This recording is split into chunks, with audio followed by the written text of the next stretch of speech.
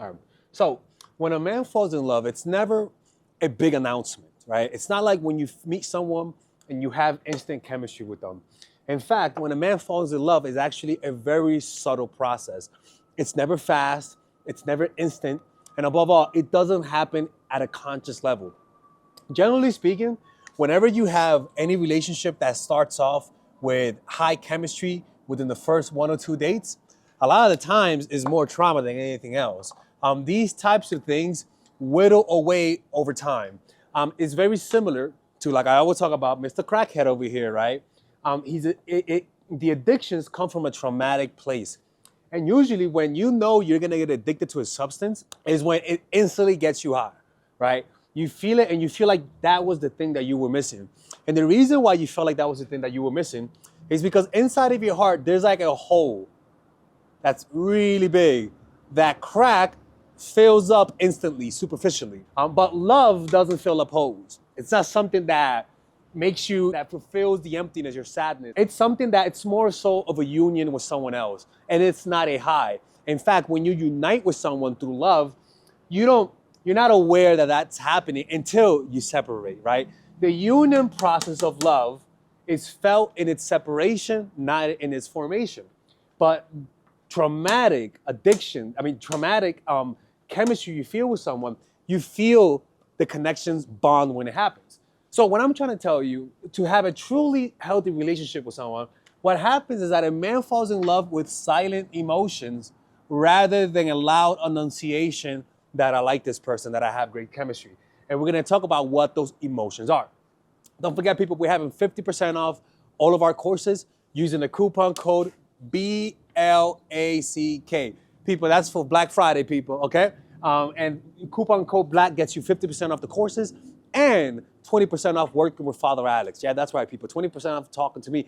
You know we don't do that all year. So we're doing that this year, right now, at the end of the month, and it finishes at the end of the month. So do that now, or else I'm switching over to the other channel, okay? So look, the first emotion is the feeling of familiarity. This is what happens when people fall in love. Initially, when you first see a stranger, you see them more like they have more sharp edges, right? More sharp edges.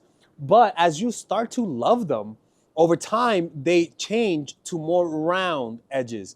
They begin to have more of like a familiarity. I don't know why he looks like a fucking druggie, but he begins to have a more, he begins to have a more familiarity. It goes from this to this, right? It's more like a baby, right? Because when you get older, you start having sharper features. Your nose gets sharper, your ears get sharper. But then when you're really young, you have rounder features. And that's what love does. You start to see them unconsciously more with round features, which equates with a feeling of familiarity. We only trust things that appear round. We don't trust things that appear sharp. And you have this, love creates this rounding aspect. So when we see people, we feel like they're family. And this happens actually with friends. This happens with family, obviously. But above all, it happens when you fall in love. And one day you realize this, and this doesn't happen quickly. I mean, it doesn't happen like instantly. It happens over time. So you may not notice the process, but once you're there, you know it happened. Like similar to nightfall, right? You don't notice it turning night. You just know all of a sudden it's night, right? So that's the first one, a sense of familiarity. And this causes a guy to actually gravitate to you when he feels lonely, when he feels pushed apart, when he feels sad. They just gravitate towards you because you have that feeling of familiarity. Now, the next one is they start to depend on you, right? Meaning, when he feels sad and you're not around, he feels more sad. When he is happy and you're not around, he wants to share that happiness with you. So he'll call you, text you, or want to see you. In other words, the experience without being with you becomes amplified in a negative way, but the experience of being with you becomes amplified in a positive way. So then your absence, he can't really enjoy food as much. He can't really enjoy the sun as much. Whenever he travels somewhere without you, he says to himself, I wish she was here. And so you start to literally create, like you almost chisel yourself in the person's brain, where without you, there's similar to the crack, to be honest with you, without you, there's an emptiness, you know? But unlike crack, it doesn't produce unhappiness like long term, but it is something that does happen. In order for you to take up a spot in somebody's heart, you have to dig a hole, right? And that hole means that without you, they're sad, right? It's an addiction. They become addicted to you, but without the crack, you know? Now, the next one is they start to want to protect you, right? It says protection, people. I know my handwriting is bad, but they want to protect you. What does that mean? Well, they feel responsible for you, right? They sense your vulnerability. When you love someone, you naturally become vulnerable. And as a guy, when we perceive a woman being vulnerable, guys naturally want to protect them, especially when they love you. And with this sense of protection comes emotions such as anger, aggression, right? All of those things arise whenever they feel like you need protection, right? And so it's something that is not always in their conscious mind, but they're always looking around to see how they can protect you. And this is an emotion that's very subtle. They may not link it to love, but it does happen when somebody falls in love. But there's a warning. Sometimes people who are negative and toxic will equate being protective with actually just being toxic and wanting to control you, right? So you have to be careful. This should come within the first month. I don't want somebody to all of a sudden be protective of you the first week they meet you, where they want to know what you are. They want to get the numbers of your friends. They want to know where you're going tomorrow. That is not protected. That's actually controlling, somebody who's controlling, masquerading as somebody who loves you, right? Which comes down to this one, right? They fear losing you, right? It's more of the fear of loss is what causes people to respect you, right? If a guy is not feeling the fear of losing you, then you gotta put the fear of losing you, right? Because if they don't fear losing you, what happens is that you just don't get respected, right? And this fear is what causes a guy to be more romantic, right? Without fear of losing you, without insecurity, a guy cannot be romantic. If a guy is not romantic with you, it's simply because you're not instilling that fear in his heart. He feels too secure. When somebody truly loves you, they feel an overwhelming feeling that they cannot control. And the only way that they can control it is for you to be in their presence. And unfortunately, if they feel like you're never gonna leave, then that sensation of fear is not there. And as a result, they have no need to impress you, right? You gotta have that fear. Love without fear is a love that you're gonna experience that doesn't feel fulfilling, because it is the romanticism that causes them, the insecurity that causes them to remember your birthday, that causes them to remember the little moments, that causes them to wanna surprise you, right? And so a lot of women that are super nice, they notice that they tend to get neglected. And the reason why is because the person doesn't fear losing you, right? It's like when your dog gets sick, and he almost dies. That's when you buy him gifts. Oh, here, little doggy. Why? Because you felt like he was gonna die. So you want to show him your love and appreciation by overextending yourself and giving him something you usually wouldn't. And that, in this case, is usually romanticism, right?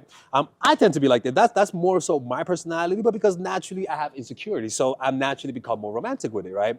Now, the next one is you become an extension of themselves, right? Where your happiness will make them happy. Your sadness will make them sad. Your anger will make them angry, right? Your well-being is their well-being. And this extension of yourself is because when you love someone, they literally become part of you. Their success is your success, right? But if this type of love has any ego involved,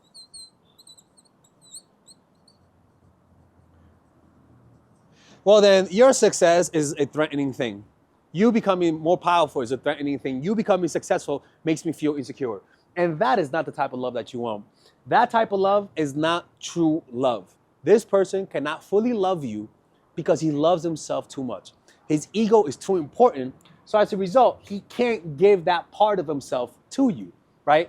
He has to keep that ego in order to feel a sense of superiority. And because of that, he can never truly love you. Like couples who compete in that way, where they're not happy for each other's success, that's not real love. And eventually, you're gonna not wanna share those things with them because they're gonna feel threatening, right? And it actually goes to this point, right? They surrender. And this means surrendering your ego. This means sometimes canceling some of your plans for their plans. This means surrendering, allowing yourself to feel vulnerable, to tell them that you love them, to risk getting hurt, to open up and risk that this person doesn't give back the love that you're giving. And you can never truly love someone without fully surrendering to them, without allowing them to hurt you, opening yourself up and saying, hey, you could hurt me right now. And the problem is that when people have too much ego, they can't fully surrender. They can't apologize. They feel like they have to be right. They can never say sorry to you, right? And those types of relationships, in my opinion, can be the most annoying relationships. In fact, if you find yourself around someone who can never fully surrender their ego for you, who can never fully say sorry, who can never let you take the lead from time to time, who can never let you be more successful than them if you could, you don't want to be with them, because in reality, they're in it for their competition. In reality, you're more of a trophy wife. You're more of as a wife, people, you're more of a trophy wife. And if you step out of that stage, step out of that podium, you're threatening me. In fact, if you step out of that podium, you might cheat on me, right? So that's one thing. They surrender to you. And you see that because they're more emotional. You pull away, you see emotions. They show you emotions you've never seen before. They treat you better than they treated anyone. You see another side to them. There's a different personality that people have when they're in love with you. In the beginning, when you first meet them, there's a certain sternness to them, like a wolf. They have more of like a wolf quality. But as you actually getting to know them, they loosen up. You start to see more of their human side, like the human side of a dog versus a wolf. A dog has human side. And so when you see a dog, you see like a softness to them. When you see a wolf, you see a fucking psychopath, right? When you surrender, it's almost like the wolf inside the person goes away and you start to see the human side. And so they're softer, they're more bendable. In fact, there's almost like they're under a spell. You tell them things to do and they do it, but also they tell you things to do and you also do it. It's a symbiotic surrenderance where it's not just one side, you both surrender to each other. And that's really the key, because once you surrender to each other, then this happens where you both become one, right? You both allow yourself to merge. And in order to merge, literally, physically, mentally, spiritually, like literally physically, because studies show that people actually look like each other over time. There's actually plenty of before and after photos of couples, and you'll see on the screen, that a lot of them end up looking like each other. And this also happens in language. This also happens in how you talk, how you walk, the mannerisms. They literally become one. And this actually happens naturally. If you actually like someone, what you'll notice, you'll start to literally sit like them, dress like them, look like them, eat like them, talk like them, develop their accents. But the beauty about it is it doesn't come in one side. It's not just you changing like him, but he is also changing like you. Like having a kid together, where the kid, little weirdo, is the combination of both of you. And so this surrendering allows you to grow as a person. So if this is actually happening in a positive way, you surrender means you give up that bad habit.